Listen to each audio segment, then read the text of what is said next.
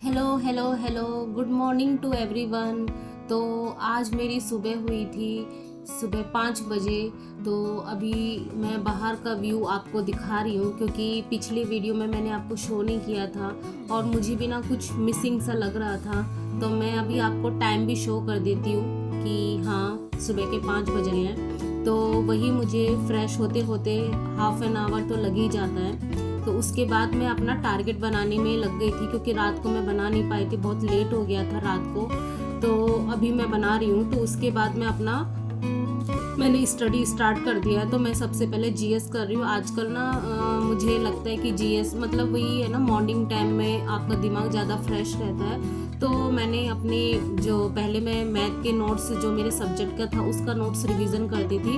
अभी मैं जीएस कर रही हूँ क्योंकि मैथ तो मेरा क्या, मैं मतलब पूरे दिन में मैं कभी भी कर सकती हूँ क्योंकि मैथ मेरा फेवरेट सब्जेक्ट है। तो उसके लिए मुझे कोई टाइम की नीड नहीं है कि कब मुझे क्या करना है, वो किसी भी समय कर सकती हूँ। जीएस मुझे अभी बहुत ज़्यादा टफ लग रहा है। टफ मतलब क्या, इंटरेस्ट तो है लेकिन मैं कंट्रोल नहीं कर पाती हूँ उसमें कि मुझे कितना पढ़ना है कितना नहीं पढ़ना। मैं हिस्ट्री पढ़ने लग जाती हूँ ना, उसके बाद फिर मैं उसमें खो सी जाती हूँ। तो फिर मैंने क्या किया, स्विच किया। जैसे मैंने बताया था, मैं ई बुक से पढ़ रही हूँ, एक यूथ पब्लिकेशन। उसमें ना सारे मेन मेन पॉइंट है, तो उसमें सारे पॉइंट वाइज है ना, तो वो चीज़ को लर्न करने में ना थोड़ा वो लगता है कि दिमाग पे थोड़ा प्रेशर लगता है क्योंकि मुझसे ना लर्न जो बोलते हैं ना मेमोराइज करने वाली चीज़ें ये बहुत ही कम हो पाती है। बचपन से ही ऐसा है कि हाँ, मैं मैथ कर लूँगी कि उसमें फॉर्मूले वगैरह उसमें मुझे इतनी कोई प्रॉब्लम नहीं होती, पता है। लेकिन वो जो आर्ट्स के सब्जेक्ट होते हैं ना, ये मुझसे बहुत ही कम रटे जाते हैं। तो ये मेरी वीकनेस है, लेकिन फिर भी मुझे हमको सारे सब्जेक्ट तो करने ही हैं क्योंकि हमें नहीं पता ना कि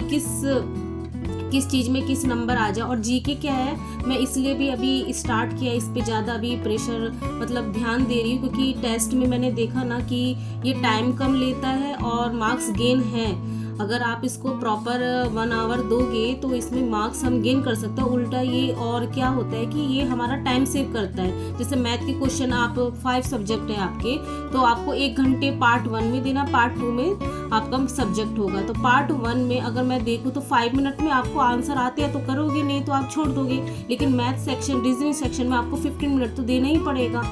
तो क्योंकि तो यही मैंने देखा कि एनालिसिस किया ना कि जीके, हिंदी और इंग्लिश, ये पार्ट ये ऐसा है ना, 5 मिनट में आपकी इजीली हो सकते हैं। टाइम सेव कर रहा है। और जो हमारा DSSB है उसमें मेन खेल तो टाइम का ही है। अगर आप टाइम मैनेजमेंट कर पाओ और आपका एक्यूरेसी अच्छा है तो आपके चांसेज है कि आपका सिलेक्शन, क्योंकि आप देखो ना कि किसी के भी, जैसे लास्ट ईयर जब हुआ था उसमें 140 या 140 प्लस ही हाईएस्ट गई थी मेरिट जो बनी थी। तो आप खुद ही अंदाजा लगा, 200 में से 140, तो अगर 70 दोनों पार्ट में भी आ जाए तब भी आपका सिलेक्शन है।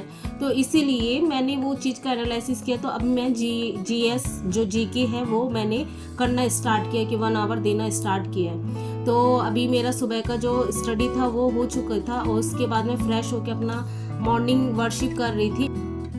तो जब से मैंने स्टार्ट किया अपनी प्रिपरेशन, तो तब से मैं ना थोड़ी सी स्पिरिचुअल हो गई हूँ, थोड़ी सी आध्यात्मिक आप बोल सकते हैं। आध्यात्मिक मीन्स हमेशा ना जब भी हार्ड वर्क करती हूँ तो फिर थोड़ा मन में ये रहता है कि हाँ, पॉजिटिवनेस हमें चाहिए होता है। तो कहीं ना कहीं से वो पॉजिटिविटी चाहिए आपको। तो या तो आप मेडिटेशन करो, जैसे भी आपको अच्छा लगता हो। मैं मेडिटेशन भी करती हूँ। मेडिटेशन मीन्स 5-10 मिनट में अपना थोड़ा सा वो करती हूँ। और अपना मॉर्निंग वर्शिप, इवनिंग वर्शिप थोड़ा सा वो करती हूँ कि स्ट्रेस फ्री रहूँ, माइंड में कुछ नेगेटिव नहीं आए, मैं होपलेस ना फील करूँ।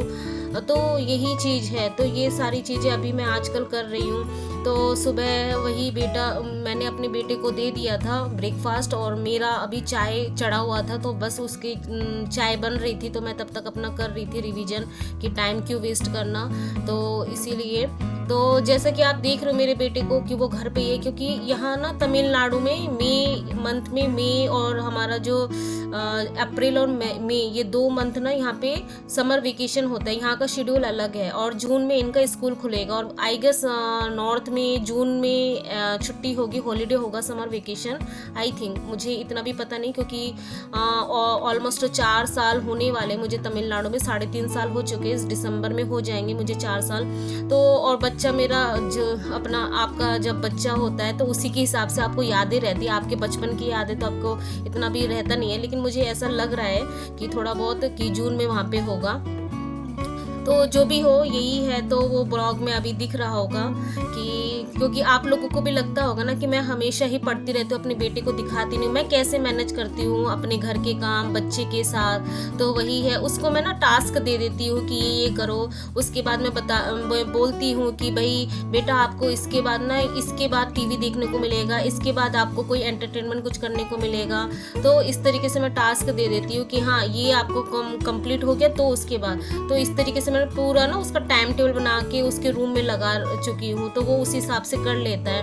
तो वो मुझे वैसे भी ना बचपन से ऐसे ही वो देख ही रहा है कि मामा पढ़ती है, तो इतना भी डिस्टर्ब नहीं करता है। वो थोड़ा है, समझदार है, नॉटी तो होता ही है, हर बच्चे नॉटी होते, लेकिन उन नॉटी में से ये थोड़ा कम ही है। तो ये है कि मुझे वो सपोर्ट मिल जाता है उस चीज़ का। हस्बैंड भी बहुत सपोर्टिव है, वो ज़्यादा कुछ बोलते नहीं हैं, डिस्टर्ब नहीं करते हैं, मतलब घर में आएंगे तो वो अपने रूम में चले जाएंगे, मैं अपना पढ़ रही हूँ तो मुझे कुछ नहीं बोलेंगे कि ये करो वो करो, खुद से बाप बेटे दोनों अपना मैनेज कर लेते हैं। जैसे सैटरडे संडे वीकेंड होता है तो दोनों ब्रेकफास्ट मेरे लिए बना देते हैं, तो थोड़ी बहुत हेल्प करते हैं घर में।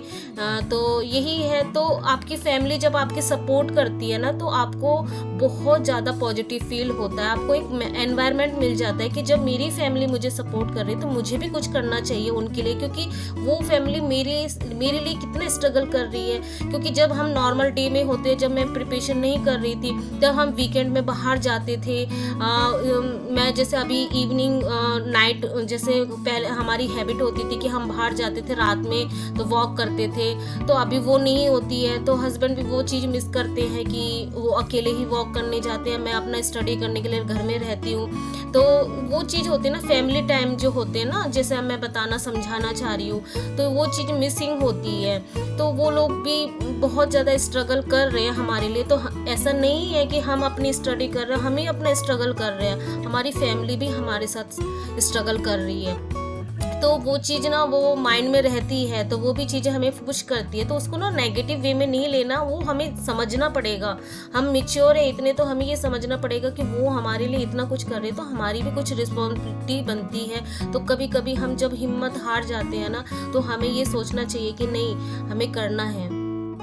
तो आज मैं जो पॉजिटिव माइंडसेट से प्रिपरेशन कर रही हूँ, अपना स्टडी कर रही हूँ, तो इसका मेन रीज़न आप ये भी बोल सकते हो कि हस्बैंड का सपोर्ट, बच्चे का सपोर्ट है, फैमिली का सपोर्ट है, उसकी वजह से आप बोल सकते हो। लेकिन आप कहीं ना कहीं देखो ना, आपको सबसे पहले खुद को चेंज करना पड़ेगा। उन लोगों ने मेरी मेहनत देखी कहीं ना कहीं, तो उनको लगा कि नहीं, इनको करने देना चाहिए। तो सबसे पहले आपको अपने आप को चेंज करना पड़ेगा, आपको अपने लिए स्टैंड लेना पड़ेगा, आपको फैमिली को समझाना पड़ेगा कि नहीं, मुझे करना है, आप प्लीज मुझे मौका तो दीजिए एक बार। तो यही बात है। तो मेरा हाउस वाइफ से यही है कि आप सबसे पहले अपने आप को जानो कि आपको क्या करना है, उसके बाद अपनी फैमिली को डिस्कस करो कि ये मेरी ख्वाहिश है, ये मेरे सपने हैं, तो आप प्लीज़ मेरा साथ दीजिए। तो अगर आपकी बातों में सच्चाई होंगी तो वो ज़रूर आपका साथ देंगे। अभी टाइम हो रहा है 11 बजने वाले हैं और मेरी लगभग 8.5 घंटे की स्टडी हो चुकी है आज। तो जैसा कि मैंने पहले बताया हुआ था कि अभी मेरे पास एक स्टूडेंट आ रहे हैं, तो उनको मुझे पढ़ाना पड़ता है। तो 1 घंटे तो होता नहीं है, 1.25 घंटे, कभी 1.5 घंटे भी हो जाते। तो उस वजह से मैं, जो मेरा टारगेट था ना 10 घंटे का, वो मैं पूरा नहीं कर पा रही हूँ। अगर बेसिकली ऐसे देखा जाए तो मैं क्या, वो 12th का स्टूडेंट है, एक्चुअली गर्ल्स ही है, तो उसको मैं पढ़ाती हूँ तो मेरा रिवीजन ही हो रहा है, तो उस समय स्टडी ही होती है। तो मैंने अभी तक उसको ऐड नहीं किया उस टाइम को। तो आपको बस मैं इन्फॉर्म कर रही हूँ कि ये सारी सिचुएशन हो रही है, क्योंकि मैं कुछ भी हाइड करना नहीं चाहती हूँ कि ऐसा क्या है। पहले आपने बोला आप 10 आवर्स करोगे, फिर आप एक भी दिन आपका 10 आवर्स हुआ नहीं। और हम ह्यूमन हैं, तो हम तो मशीन तो है नहीं कि हमने ये स्लॉट बनाए हुए हैं तो उसी हिसाब से, जैसे 9 से 10, 10 से 11, तो स्टडी हम कंटिन्यू कर नहीं सकते। 5-10 मिनट का आपको ब्रेक लेना पड़ता है, और वो लेना भी चाहिए, क्योंकि हम ना तो रोबोट है ना मशीन है, हम ह्यूमन हैं। तो हमें ब्रेक की नीड होती है, और अगर आपको ब्रेक नहीं मिलेगा तो आपका जो माइंड है वो अच्छे से फंक्शन नहीं कर पाएगा। तो जो भी है ये सिचुएशन है, मैं जो रियल है वो मैं आपको बताना चाहती हूँ। तो मेरे क्या क्या टारगेट है, वो क्या पूरे हुए नहीं हुए, वह सारे मैं रियल में आपको बताना चाहती हूँ। तो जैसे हिंदी में मेरा चल ही रहा है, सॉरी,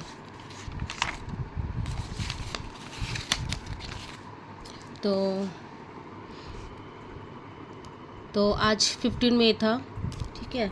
तो इसमें हिंदी में मेरे देशज और ये कि चल रहा है, क्योंकि मेरा टारगेट था ना कि थर्सडे को मुझे टेस्ट देना है, तो हिंदी में ये मुझे बार बार रिवीजन ही करना था। तो ये क्योंकि तत्सम तद्भव हो चुके थे, विदेशज और देशज में थोड़ा प्रॉब्लम, क्योंकि इसमें बहुत सारे वर्ड ऐसे हैं ना जो हमें लगता है हिंदी के हैं लेकिन है वो विदेशज। जो भी हो, इसमें ये मेरा कंप्लीट हुआ। फिर आज मेरा प्रोनाउन जो है वो मैंने 1.5 घंटे इसको लिए थे पूरा प्रोनाउन में और एडजेक्टिव रिवीजन करने में। फिर परसेंटेज का मैंने एक ही वीडियो आज मैं कंप्लीट करवाई।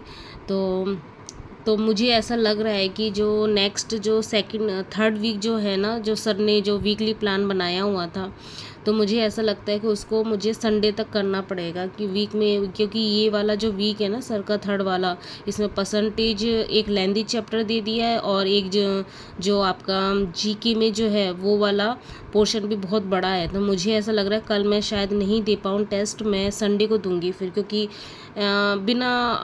बिना कोई बोलते हैं ना पूरी प्रिपरेशन से देना भी नहीं चाहिए।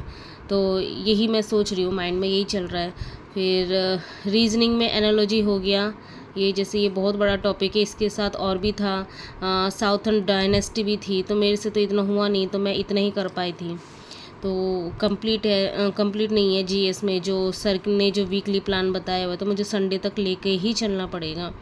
और पेपर 2 में जो मेरा कोर्स है उसमें सर्कल चल रहा है, तो इसका नोट्स वोट्स बनाना, तो आज ये फिनिश हो गया है। तो कल पैराबोला स्टार्ट हो जाएगा हमारा।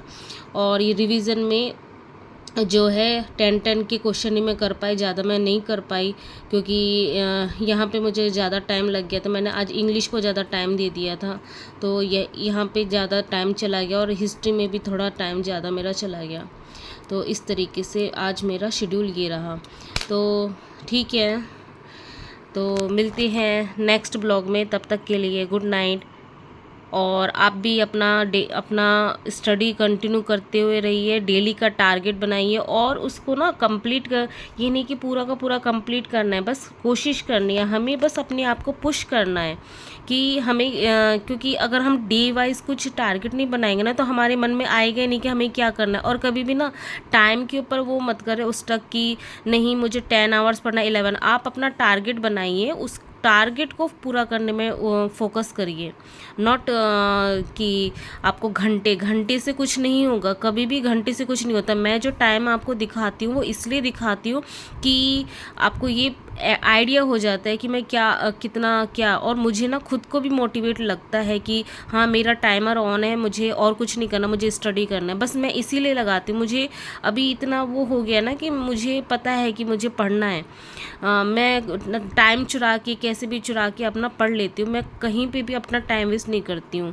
आप ये सोचो मैं 5 आवर्स स्लीपिंग करती हूँ, और आफ्टरनून में ओनली 20 to 25 मिनट ही मैं सो पाती हूँ, जो नैप होती है, जो भी आप बोलो, बस इतना ही मैं कर पाती हूँ। और बाकी पूरे आवर्स मैं या तो घर का काम कर रही होती हूँ या फिर स्टडी, इसके अलावा ना मैं कोई एंटरटेनमेंट का कुछ करती ना कुछ। तो यही है, इस तरीके से करना ही पड़ेगा जब तक ना हमारा सिलेक्शन हो जाए। तो मिलती है नेक्स्ट ब्लॉग में, तब तक के लिए गुड नाइट, बाय।